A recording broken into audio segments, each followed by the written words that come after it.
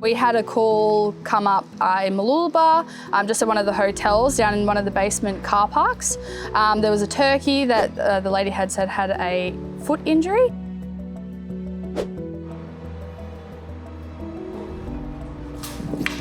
Hey, good catch. All right, mate.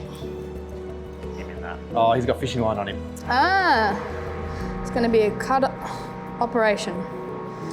It's an unexpected turn of it. It looks like he's got a hook in that other foot too. We were able to successfully throw a net over him. We realised he actually had a hook in his foot and fishing line wrapped around the other foot as well, which is incredibly painful. Oh, nice. Oh, poor guy. We've got betadine in the car. I think if we put some betadine on it and let him go, because the stress of him sitting in a cage is going to be far worse than being allowed to stay in his home. Betadine's like an antiseptic that we can put on there to help make sure that it's nice and clean, that it's not going to get any bacteria inside of the wound. Like you see it when it's clean like that, there's not a lot there. Yeah, so it's more just superficial, which means it should heal up nicely.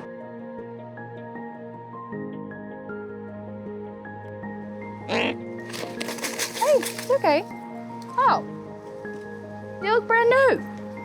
Doesn't even really have a lip. No, he doesn't even have a lip. Yeah, you wouldn't have thought we just yanked a hook out of his foot, so Perfect. Nah, I reckon he's gonna be fine. So he can go back and live his turkey life, not in the car park. We don't want to take him too far away from where he's come from, just because they're quite a territorial animal. Brush turkeys too are probably one of the few animals that have benefited in some ways by people, where they live in people's backyards and make nests in people's backyards and people feed them and so on and so forth. So removing them away from this area is somewhere that he would be familiar with and know.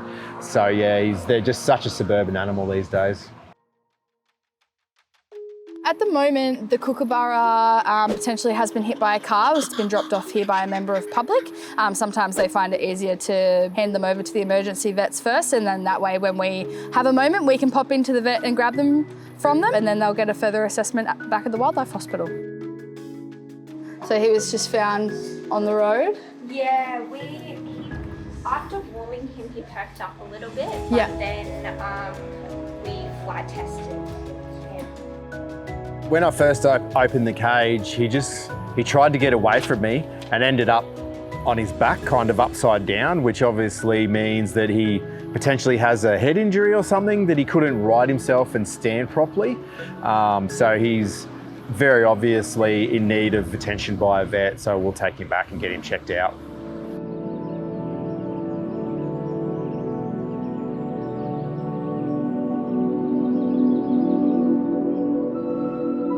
So we came to have a look at a data which has gotten itself stuck in a tree. A little bit of a mystery how.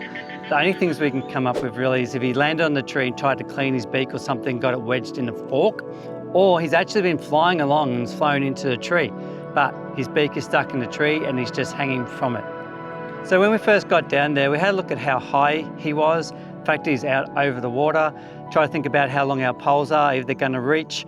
It's always the first starting point because it's quicker and easier just to get the poles up, and then resort to having to climb and get a bit closer if we had to.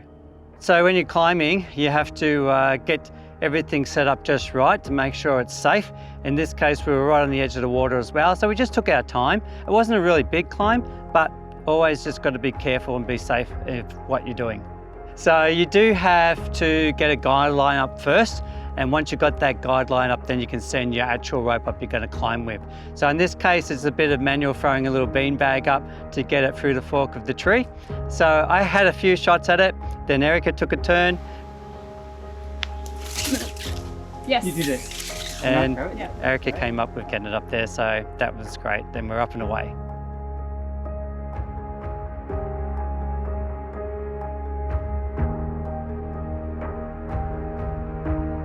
Every now and again, it was giving a burst of energy to try free itself, and then it would have to rest again and go again. And whilst I was up there, it managed to break free and fell down to the water, which is the best place to land, and swam off. Observing the data at the end, you could see that it was recovering from the exhaustion. It was moving around using everything. So we could see that as time went by, it was just going to recover on its own. So where this took place was actually right opposite the platypus viewing deck. To see the platypus down there, it's pot luck. Usually early in the morning, late in the evening, but still complete pot luck. And he was out multiple times whilst we were trying to do the rescue. So that was a bonus. So we're going to go to a carpet python now. It's reported to have an eye injury and not doing too well. So we're going to go suss it out and see if we need to take it back to the wildlife hospital.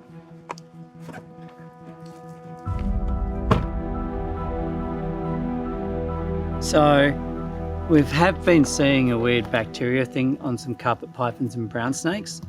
And this guy, the way his jaw is undershot there, and just the dryness on the head could be the start of it. And then he's opaque in this eye.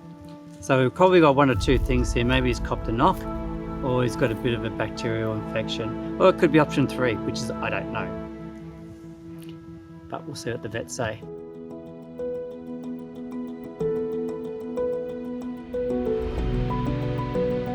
Thanks so much for grabbing him. So he's just been sitting on the driveway. Yeah.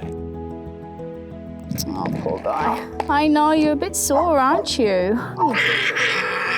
I know, you're very sore.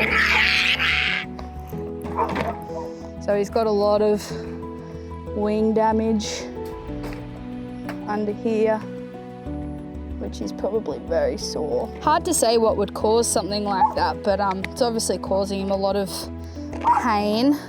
Usually if they are a lot more flat and, you know, a bit reluctant to want to move, it generally says that they're, you know, exhausted or they're in too much pain to want to move. The fact that he's got that much fight means that, you know, he's still got a bit of go about him. So it's just kind of a case-to-case thing and depends on the animal as well, so.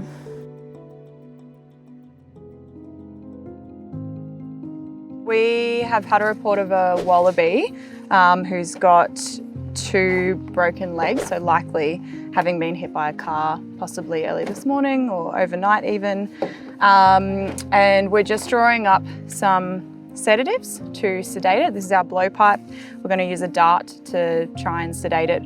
We can usually get sort of within about 5 meters or so to use this, but it's still usually a little bit less stressful than actually having to be hands-on with the animal to sedate them. When I got over there, we couldn't see evidence of any broken legs, obviously, but there can always be hip issues from trauma, from getting hit by a car, something like that. Where we are at the moment is quite close to a road, so it's really important for people to slow down at dawn and dusk when a lot of our marsupials, macropods, koalas, echidnas even are starting to become more active, going about their night. It's really important to be conscious of those timings and that animals, 1, become harder to see, but also 2, are much more likely to be on the move. Oh, he's got a broken tail. Really? Yeah, he's got a break right under his tail. I did see that right at the base of his tail, there was a break and actual bone sticking out underneath too. So there were a lot of flies already on him. So it might have happened a couple of days ago. It might have happened early last night. But it was pretty horrible for him. It would have been very, very painful.